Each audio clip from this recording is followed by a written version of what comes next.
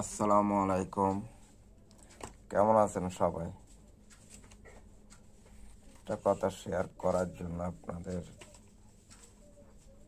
সামনে আসলাম। কারো সংসারে সুন্দর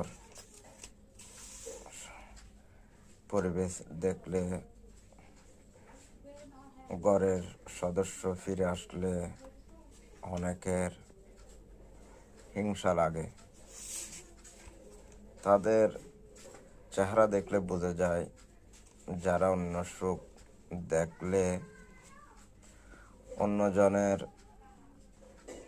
ভাঙার সংসার জোড়া রাখলে তাদের যে খারাপ লাগে, এটা তাদেরকে দেখলে, তাদের চেহারা দেখলে বোঝা যায়। আপনাদের কাছে অনুরোধ, যদি উপকার করতে না পারেন কারো অপকার করবেন না, কারো সুখ দেখে হিংসা করবেন না।